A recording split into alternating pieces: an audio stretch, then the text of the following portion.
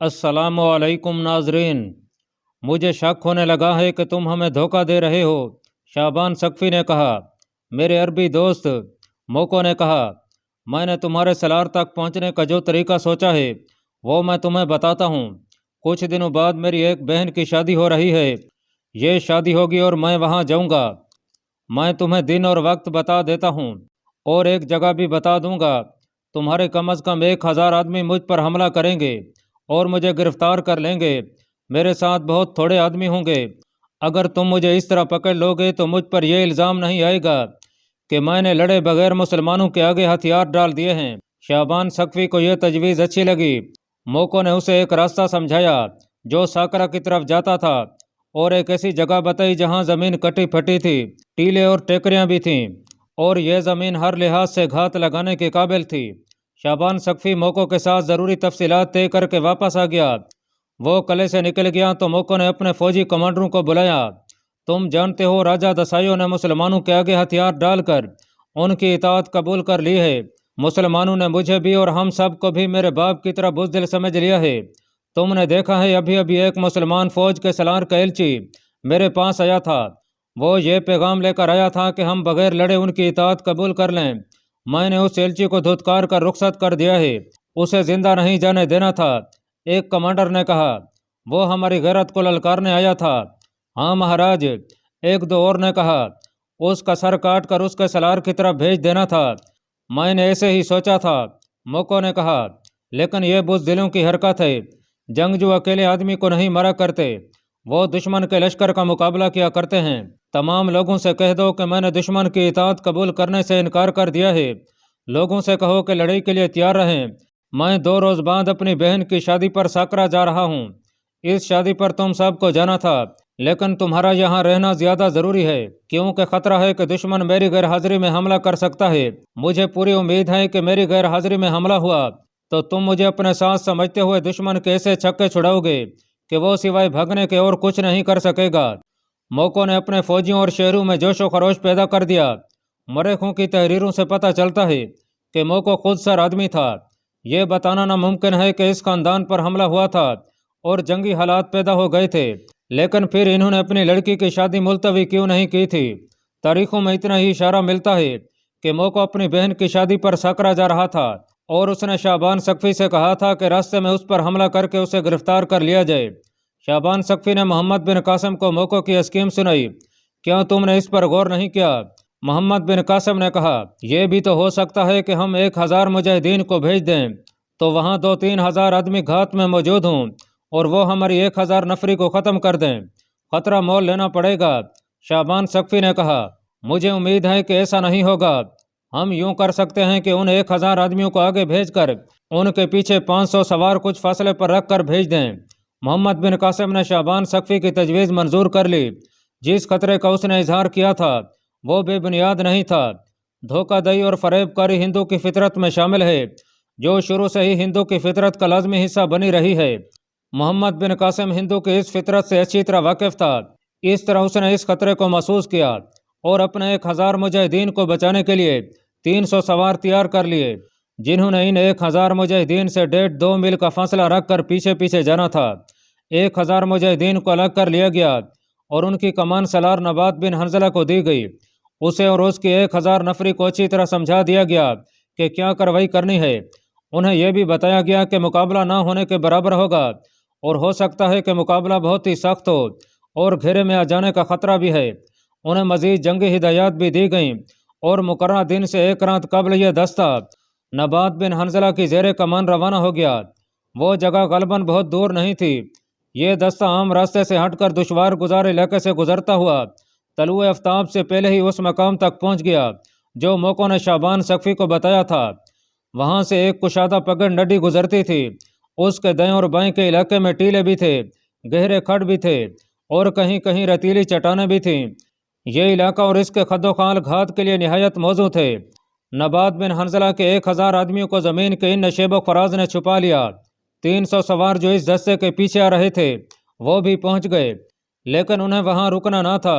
उन्हें वहां से तकरीबन 1 मील दूर एक ऐसी गहराई में भेज दिया गया जहां वो किसी को नजर नहीं आ सकते थे उस गहराई के करीब एक आदमी को एक ऊंचे टीले पर बिठा दिया गया, जहां से वो उस जगह को देख सकता था जहां 1000 आदमियों को घात में बिठा दिया गया था।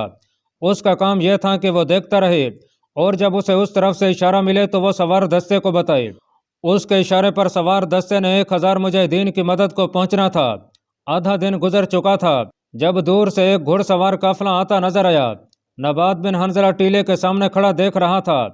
पगड़ नडी से हटकर एक टीले के पीछे हो गया और उसने अपने मुजाहिदीन को तैयारी का हुक्म दिया। वो खुद टीले की ओट में अपनी तरफ आते हुए काफिले को देखने लगा। वो मौकों को नहीं पहचानता था, लेकिन घुड़सवार जो और करीब आ गए थे कोई आम से मुसाफिर नहीं लगते थे। वो जब और करीब आए तो उसने देखा कि उन सवारों के आगे आगे जो सवार आ रहा था उसका लिबास शहाना था और उसका घोड़ा भी आला नस्ल का था। उसके पीछे जो घुड़सवार आ रहे थे वो फौजी तरतीब में थे। उनके पास जो बर्छियां थीं वो उन्होंने इस तरह सीधी पकड़ रखी थी कि उनकी अन्नी ऊपर को थी। नबात बिन हंजला ने दूर दूर तक निगाह दौड़ी। उसे कहीं कोई प्यादा या सवार दस्ता इधर आता नजर ना आया। ये काफिला मौकों का ही था। उसके साथ जो सवार थे उनकी तादाद 100 से कुछ कम थी। जो ही मौको घात के करीब आया, नबात बिन हंजला ने अपने मुजाहिदीन को इशारा किया। 1000 नफरी तूफान की तरह उठी और जिस तरह उसे पहले ही बता दिया गया था उसने मौको और उसके मुहावजों को जरा सी देर में घेरे में ले लिया। तमाम सवार अपने हथियार नीचे फेंक दो। नबात बिन हंजला ने तर्जमान की मार्फत मौकों के सवार दस्ते को ललकार कर कहा, हथियार फेंक कर घोड़ों से उतर आओ और घोड़ों को छोड़कर अलग खड़े हो जाओ। नबात बिन हंजला मौकों के करीब चला गया और उसे कहा, इसमें कोई शक नहीं कि मौको तुम ही हो। क्या तुम अपने साथ अपने मुहावजों को हमारे हाथों मरवाना पसंद करोगे? तुम लोग क्या चाहते हो? मौको ने नबात बिन हंजला से पूछा। मौकों के सवार मुहावजों ने अभी हथियार नहीं डाले थे। सबसे पहले तो मैं ये चाहता हूँ कि तुम्हारे ये सवार तलवारें और बर्छियां फेंक कर घोड़ों से उतरें। नबात बिन हंजला ने जवाब दिया, अगर ये हमारे हाथों अपने जिस्मों के टुकड़े करवाना चाहते हैं तो मेरा हुक्म बेशक ना माने, और अगर ये हथियार डाल दें तो इनके साथ क्या सलूक होगा? मौको ने पूछा, अगर तुम अपने आप को हमारे हवाले कर दो तो इन्हें आज़ाद कर दिया जाएगा। मुझे उम्मीद है कि तुम हमें इन सवारों के कत्ल होने के गुनाह से बचा लोगे। तुम देख रहे हो कि तुम हमारा मुकाबला नहीं कर सकते। ये बातें मौको के मुआवजों को सुनाने के लिए की जा रही थीं। सिर्फ मौको और नबात जानते थे कि यह एक नाटक खेला जा रहा है। इस नाटक का इख्तितामिया यूं हुआ कि नबात बिन हंजला के इशारे पर उसके चंद मुजाहिदीन ने मौको को पकड़ लिया। उसके मुआवजों ने मुसलमानों की इतनी ज़्यादा नफरी देख कर हथियार डाल दिए। नबात बिन हंजला उन सबको कैदी बनाकर ले गया। मोहम्मद बिन कासिम ने मौको का इस्तकबाल इज़्ज़त और एहतराम से किया और उसे अपने साथ बिठा लिया। क्या आप ऐसे इताअत कबूल नहीं कर सकते थे? मोहम्मद बिन कासिम ने मौको से पूछा। यह खेल खेलने की क्या ज़रूरत थी? समझने की कोशिश करें मेरे अरबी दोस्त। मौको ने कहा, राजा दहार हमारा अजीज़ है और आका भी। सिंध हमारा वतन है जो हमारे बाप दादा ने वर्षे के तौर पर पीछे छोड़ा है। हम ये भी जानते हैं कि राजा दहार का राज कायम रहेगा तो हम भी सर बुलंद रहेंगे। राजा दहार ने हम पर जो मेहरबानियाँ की हैं उनका सिला ये नहीं कि हम उनके दुश्मन के साथ मिल जाएं, लेकिन जब हम देख रहे हैं कि इस दुश्मन को हम शिकस्त नहीं दे सकते तो अपनी फौज को कटवाना और अपनी रियाया को लुटवा कर मरवाना नेकी और दानिशमंदी नहीं। उसने मुस्करा कर कहा, दानिशमंदी यह है कि नए हालात से फ़ायदा उठाया जाए। इस तरह मौको ने मोहम्मद बिन कासिम की इताअत कबूल कर ली। नाजरीन, चाचनामा में मुख्तलिफ हवालों से लिखा है कि मोहम्मद बिन कासिम ने मौको को अपने बराबर बिठाया और उसे 1 लाख दरहम इनाम के तौर पर दिया। जब मोहम्मद बिन कासिम उसके कले में गया तो उसके सरदारों और ख़ानदान के चीदा चीदा अफराद को खलात और अरबी घोड़े तोहफे के तौर पर दिए। इसके अलावा बीट और सोर्त की हुकूमत भी मौको को अता कर दी और ये फरमान भी जारी किया कि यह इलाका मौको की आइंदा नस्लों की मलकियात और हुकूमत में जारी रहेगा। मोहम्मद बिन कासिम ने मौको से सिर्फ ये मदद मांगी कि वो इतनी कश्तियाँ फराम कर दें कि जिससे दरिया पार किया जा सके। मौको के लिए इतनी ज़्यादा कश्तियों की फरामी कोई मुश्किल काम नहीं था। अरोड़ में राजा दहार के महल के अंदर और बाहर सन्नाटा तारी था। अगर किसी की आवाज़ सुनाई देती थी तो वो दहार की आवाज़ थी। उसकी आवाज़ में कहर और अताब था। कहर और अताब तो होना ही था।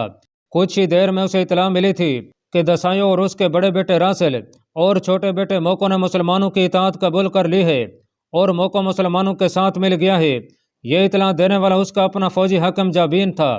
तुम पहले दीबल से भागे थे, राजा दहार ने जाबीन से कहा, और अब वहां से भी भाग गए हो जहां मैंने तुम्हें भेजा था कि तुम्हारी मौजूदगी में उनके हौसले बुलंद रहेंगे और तुम उन सब को अपनी कमान में लेकर इस तरह लड़ोगे کہ عرب کی فوج کو پسپا کر دو گے، لیکن تم انہیں ہتھیار ڈالنے کے لیے وہاں چھوڑ کر خود بھاگ گئے۔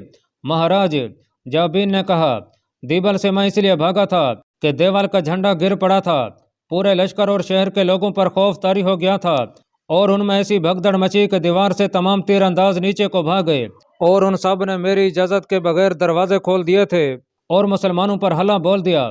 شکست تو ہونی ہی تھی۔ ادھر دسائیا اور راسل موقع کے خلاف ہو گئے تھے، اور موقع پہلے ہی مسلمانوں کا خیر خواہ بنا ہوا تھا۔ میں ان کی کیا مدد کرتا جب یہ آپس میں ہی پھٹے ہوئے تھے؟ میں تمہیں زندہ رہنے کا حق نہیں دے سکتا۔ راجہ دہر نے اسے کہا، لیکن میں تمہیں ایک اور موقع دینا چاہتا ہوں، یہی عرض میں کرنا چاہتا تھا۔ جابین نے کہا، لیکن مہاراجہ میری بہادری اور جنگی اہلیت دیکھنی ہے تو مجھے کسی کلا میں بند کر کے نہ لڑیں۔ میں میدان میں لڑنے اور لڑانے والا آدمی ہوں۔ اب ہم میدان میں ہی لڑیں گے۔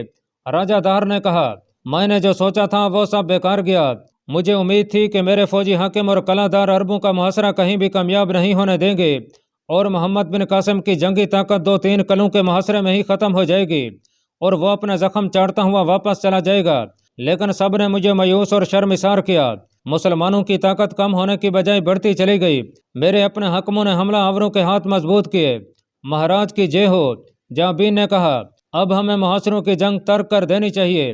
مسلمانوں کا حوصلہ یہی سوچ کر مضبوط ہوا ہے کہ ہم قلعے کے باہر شاید لڑ ہی نہیں سکتے۔ میں مسلمانوں کو دریا میں ڈبو کر ہی دم لوں گا۔ راجہ دہر نے گرج کر کہا، تم میری نظروں سے دور ہو جاؤ، میدان میں لڑنے کی تیاری کرو۔ تم سب نے مجھے دھوکہ دیا ہے، آدھا ملک دشمن کو دے کر مجھے مشورے دینے آئے ہو۔ اس کے بعد دہر کے محل پر خاموشی طاری ہو گئی۔ اس خاموشی کو دہر کی گرجدار آواز توڑتی تھی، اور اس آواز کا پیدا کیا ہوا ارتعاش کچھ دیر قائم رہتا، پھر آہستہ آہستہ ساکن ہو جاتا۔ دہر حکم دے رہا تھا، اس کے قاصد کسی نہ کسی کو بلانے کے لیے دوڑ رہے تھے۔ دہر نے حکم دیا کہ وہ تمام لشکر جسے مسلمانوں کے خلاف تیار کیا گیا تھا فوراً کوچ کر جائے۔ اس کے ساتھ ہی اروڑ میں افراتفری اور بھاگ دوڑ شروع ہو گئی۔ دہر اب کسی کے ساتھ سوائے جنگ کی اور کوئی بات ہی نہیں کرتا تھا۔ محمد بن قاسم نے بھی فیصلہ کر لیا تھا کہ اب اگلا تصادم راجہ دہر کے ساتھ ہی ہوگا۔ حجاج بن یوسف نے بھی اسے لکھا تھا کہ اب قلعوں کو نظر انداز کر کے راجہ دہر کو للکارو۔ حجاج نے لکھا تھا کہ دہر سے ہتھیار ڈلوا لیے گئے تو ہندوستان کے دروازے کھل جائیں گے۔ محمد بن قاسم نے موقع سے اور کچھ مانگنے کی بجائے صرف کشتیاں مانگی تھیں۔ اس کے ذہن پر تو اب صرف دریائے سندھ سوار تھا جسے اس نے عبور کرنا تھا۔ محمد بن قاسم واپس نہرون آ گیا۔ اس نے شعبان ثقفی اور دیگر سالاروں کو بلایا اور انہیں بتایا کہ اب کھلے میدان میں لڑائی ہوگی اور دہر کو للکارا جائے گا۔ میں نے آپ سب کو مشورے کے لیے بلایا ہے۔ محمد بن قاسم نے کہا، کیا یہ صحیح نہیں ہوگا کہ دہر کو ہم پیغام بھیجیں کہ وہ ہماری اطاعت قبول کر لے؟ اگر وہ لڑنا ہی چاہتا ہے تو اس سے پوچھا جائے کہ وہ دریا عبور کر کے اس طرف آنا چاہتا ہے یا ہم دریا عبور کر کے اس کے سامنے جائیں۔ میں اسے یہ بھی کہنا چاہتا ہوں کہ جب اس کا لشکر دریا عبور کر رہا ہوگا تو ہماری طرف سے اس پر ایک بھی تیر نہیں چلے گا، اور اس کے لشکر کو اطمینان سے دریا پار کرنے کا موقع دیا جائے گا۔ اور اگر وہ یہ چاہتا ہے کہ ہم دریا پار کر کے اس کی طرف آئیں تو وہ ہمارے لشکر کو کسی رکاوٹ اور مزاحمت کے بغیر دریا پار کرنے دے۔ سب نے اس پیغام پر غور و خوض کیا اور یہ فیصلہ کیا کہ دہر کے پاس اپنا ایلچی بھیجا جائے جو اس کے ساتھ یہ بات کرے۔ ابھی یہ سالار محمد بن قاسم کے پاس بیٹھے ہی ہوئے تھے کہ اطلاع ملی کہ ایک آدمی آیا ہے۔ اسے اندر بلا لیا گیا۔ وہ شعبان ثقفی کا بھیجا ہوا جاسوس تھا اور وہ اروڑ سے آیا تھا۔ اس نے اطلاع دی کہ راجہ دہر نے بہت بڑا لشکر اروڑ سے باہر بھیج دیا ہے۔ ابھی یہ معلوم نہیں ہو سکا کہ یہ لشکر کہاں خیمہ زن ہوگا، البتہ یہ یقین ہے کہ راجہ دہر پورے غیظ و غضب سے لڑنے کے لیے آ رہا ہے۔ محمد بن قاسم نے اس جاسوس سے تفصیلی رپورٹ لی۔ جیسا کہ فیصلہ کیا گیا تھا کہ راجہ دہر کے پاس ایلچی بھیجا جائے جو اسے قائل کرے کہ وہ خون ریزی کے بغیر مسلمانوں کی شرائط قبول کر لے۔ محمد بن قاسم نے 2 افراد کو ایلچی مقرر کیا۔ ان میں ایک مولانا اسلامی تھے۔ کسی بھی تاریخ میں ان کا پورا نام نہیں آیا، ہر مورخ نے مولانا اسلامی ہی لکھا ہے۔ وہ دیبل کے رہنے والے ہندو تھے اور انہوں نے محمد بن قاسم کے ہاتھ پر اسلام قبول کیا تھا۔ اسلام قبول کرنے والوں کی تعداد ہزاروں تک تھی، لیکن مولانا اسلامی اسلام کے ایسے شیدائی ہوئے کہ انہوں نے اسلام کے متعلق بڑی تیزی سے علم حاصل کیا۔ محمد بن قاسم نے اسلام کے لیے ان کی لگن دیکھی تو انہیں مولانا اسلامی کا خطاب دیا، یہی ان کا نام بن گیا۔ دوسرے جس آدمی کو ایلچی نامزد کیا گیا وہ ملک شام کا رہنے والا تھا۔ علم و فضل میں اور گفتگو کے فن میں اسے ملکہ اور مقام حاصل تھا، اور وہ محمد بن قاسم کے خاص معتمدوں میں سے تھا۔ उसका नाम भी मौरखों ने नहीं लिखा, सिर्फ शामी लिखा है। मोहम्मद बिन कासिम ने उन दोनों को हिदायत दी और अच्छी तरह जहन नशीन कराया कि राजा दहर के साथ क्या बातचीत करनी है। हम समझते हैं इब्न कासिम, शामी ने कहा, हम सिर्फ तेरी नहीं बल्कि खिलाफत इस्लामिया की नुमाइंदगी करेंगे। अल्लाह तुम्हारे साथ है। मोहम्मद बिन कासिम ने कहा, तुम्हारी हिफाजत और कामयाबी अल्लाह ही के हाथ में है। मैं तुम्हारी हिफाजत के लिए अपने हिफाजती दस्ते के 20 मुंतखब सवार भेज रहा हूँ और ज़्यादा राय ऊँटनी पर तुम्हारे साथ जा रहा है। मौलाना इस्लामी और शामी घोड़ों पर सवार हुए और रुखसत हो गए। इस काफिले को घोड़ों और ऊँटनी समेत कश्तियों पर दरिया पार कराया गया था। एक गाइड उनके साथ था। यह काफिला रोड पहुंचा।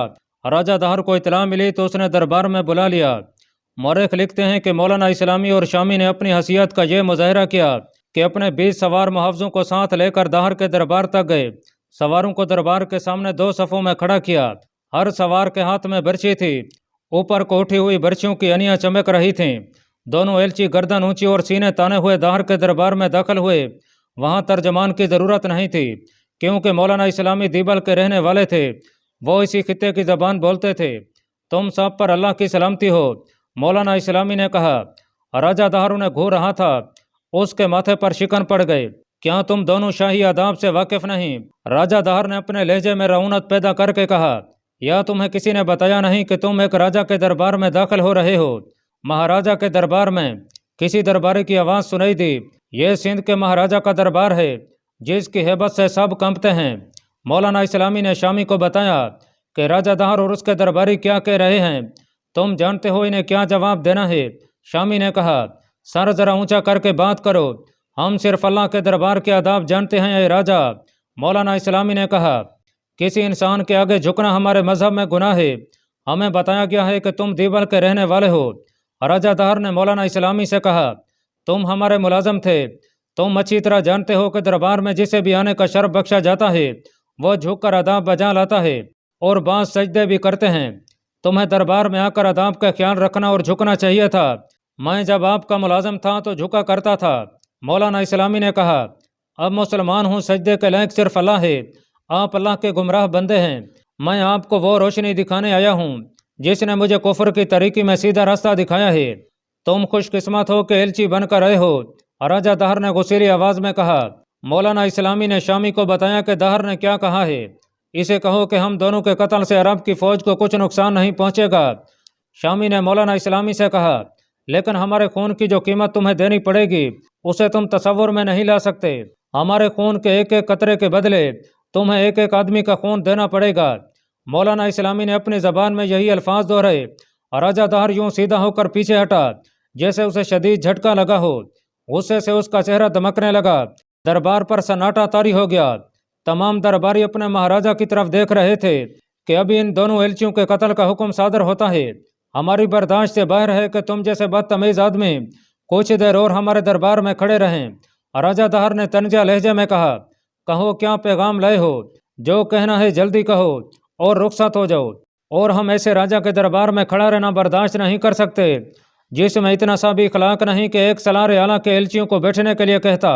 शामी ने कहा, हमारे सलार मोहम्मद बिन कासिम ने पूछा है कि तुम दरिया पार करके आओगे या हम दरिया पार करके आए।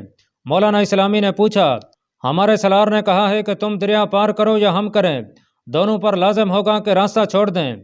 दरिया अबूर करते वक्त ना हम तुम्हें छेड़ेंगे ना तुम हमें छेड़ोगे। हमारे जवाब का इंतज़ार करो।